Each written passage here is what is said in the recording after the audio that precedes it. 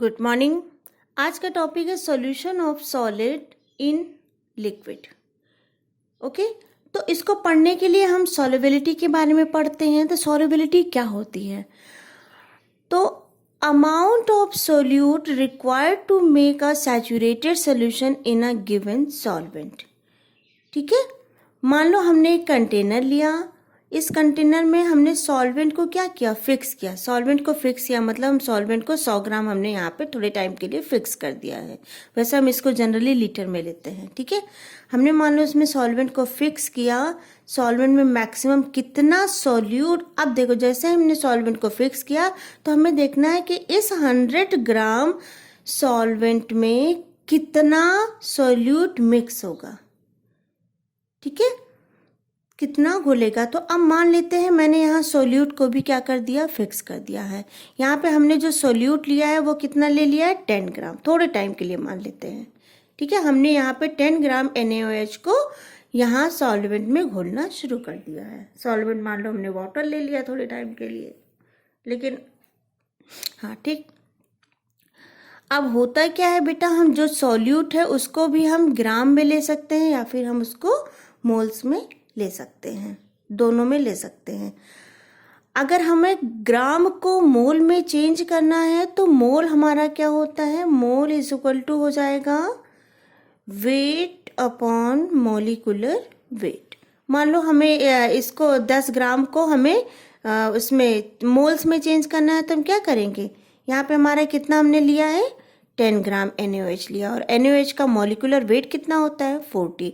तो जब हम इसको सॉल्व करेंगे तो आएगा 0.25 मोल्स।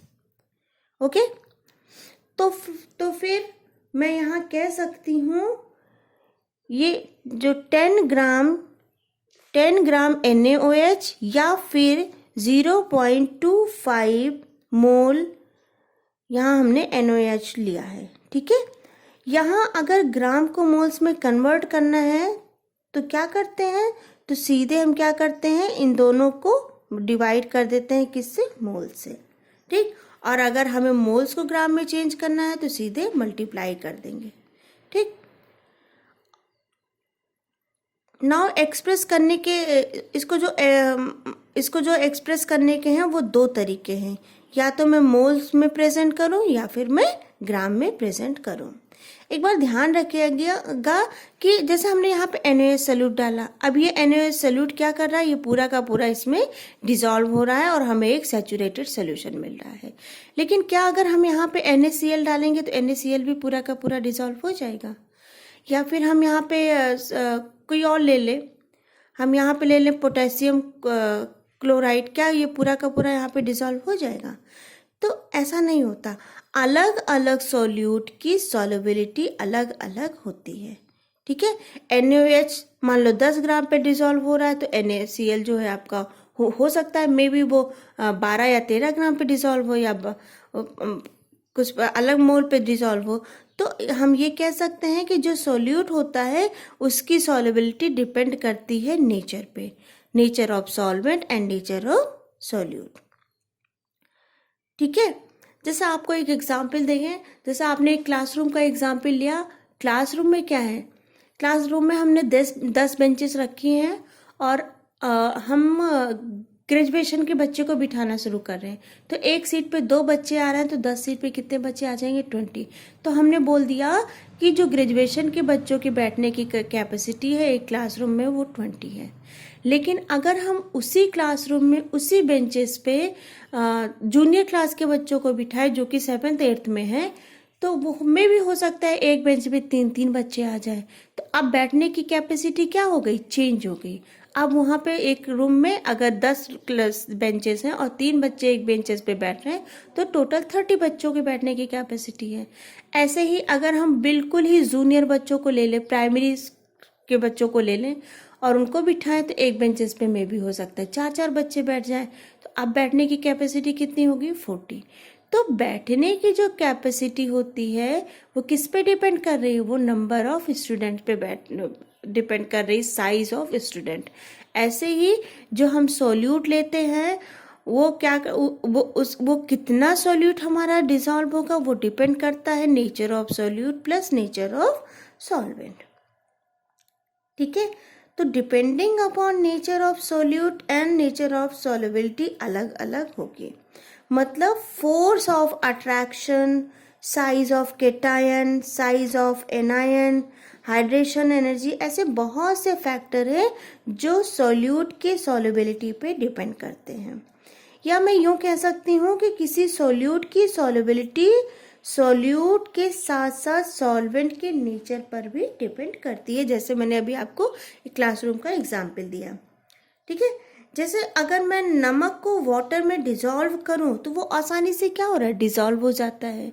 लेकिन वहीं अगर मैं केरोसिन ले लूं, पेट्रोल ले लूं, ऑयल ले लूं और उसको वाटर में डिसॉल्व करूं, जबकि हमने सॉल्वेंट सेम लिया है, तो क्या वो डिसॉल्व होगा? नहीं डिसॉल्व होगा, क्योंकि यहाँ पे जो हम सोल्यूट पार्टिकल्स ले रहे हैं वो क्या है, वो अलग अलग है। ठीक, अब जैसे आपके घर में पेंटिंग वगैरह हो रही है तो जो आप पेंट लाते हो वो कभी कभी गाढ़ा हो जाता है। अब उस पेंट को हमें पतला करना है तो क्या हम उसमें पानी मिला देंगे और हमारा पेंट पतला हो जाएगा? तो ऐसा नहीं होता, क्योंकि पेंट पानी में डिसॉल्व नहीं होता। उसके लिए हमें क्या टर्पेंटाइन या फिर थिनर डालना पड़ता है, जो कि क्या होता है, नॉन पोलर होता है। तो यहाँ हम कह सकते हैं कि जो सॉल्यूट होता है वो सॉल्वेंट में डिसॉल्व होगा या नहीं होगा, वो डिपेंड करता है नेचर। ठीक है, नाउ अब हम पढ़ते हैं फैक्टर अफेक्टिंग। ठीक है, अब हम क्या पढ़ते हैं, फैक्टर अफेक्टिंग। फैक्टर अफेक्टिंग में सबसे पहले हम देखते हैं लाइक डिसॉल्व लाइक, मतलब जो लाइक सब्सटेंसेस होते हैं वो लाइक सब्सटेंसेस में ही डिसॉल्व होते हैं। जैसे आपका जो पोलर होता है वो हमेशा पोलर में ही डिसॉल्व होगा, जो नॉन पोलर है वो नॉन पोलर में डिसॉल्व होगा।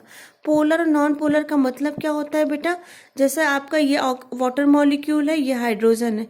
अब ये यहाँ ऑक्सीजन हाईली इलेक्ट्रोनेगेटिव है, तो ये इस हाइड्रोजन के इलेक्ट्रॉनों अपनी तरफ पुल करेगा, यहाँ से भी ये पुल करेगा, जिसकी वजह से इस पे डेल्टा नेगेटिव और यहाँ पे डेल्टा पॉजिटिव चार्ज आ जाएगा। तो इसको हम बोलते हैं पोलर मॉलिक्यूल।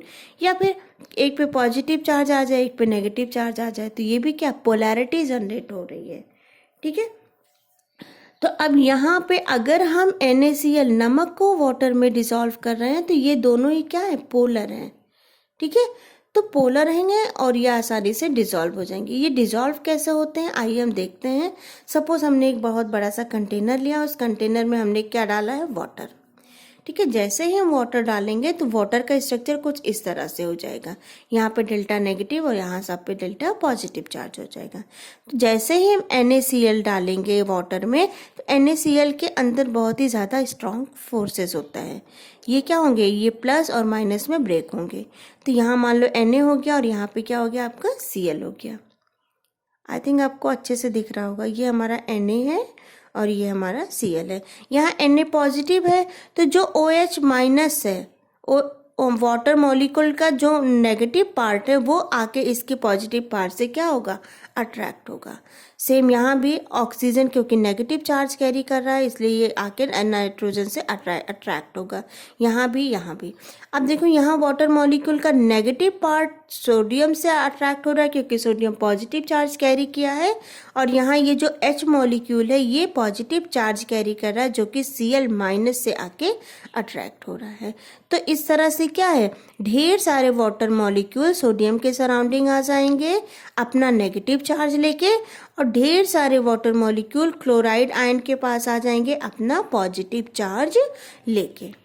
ठीक है, तो अब इस तरह से जो NaCl है वो पानी में कंप्लीटली क्या हो जाएंगे, डिसॉल्व हो जाएंगे।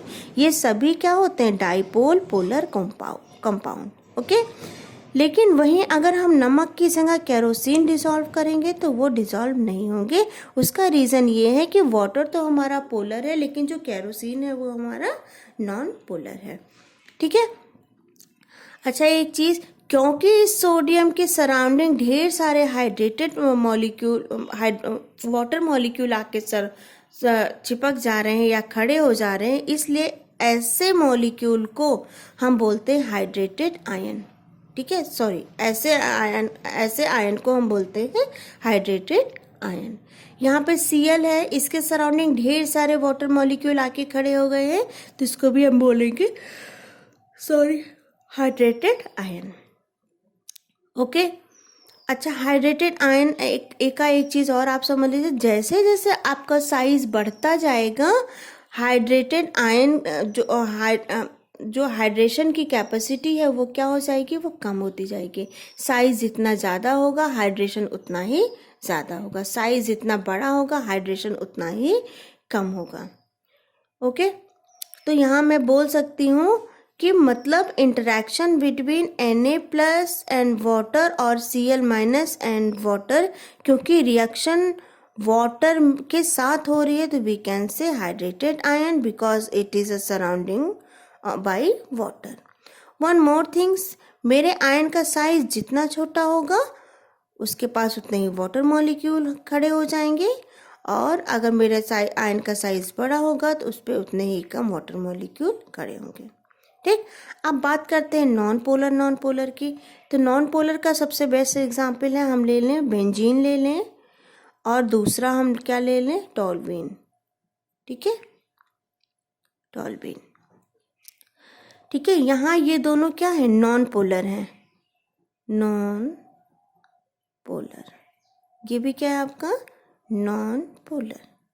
ठीक है, इनके बीच क्या होगा, अट्रैक्शन फोर्स तो नहीं होगा, क्योंकि ना कोई नेगेटिव चार्ज है ना कोई पॉजिटिव चार्ज है। इनके बीच जो होता है लंडन फोर्स होता है, लंडन फोर्स वर्क करता है, जिसकी वजह से ये क्या होते हैं, ये आपस में डिसॉल्व हो जाते हैं। तो यहाँ से हमने एक बात समझी, पोलर मॉलिक्यूल पोलर में डिसॉल्व होते हैं और non polar molecule non polar में डिसॉल्व होते हैं। तो आई थिंक आपको ये सारी चीज़ें समझ में आई होंगी। Thank you.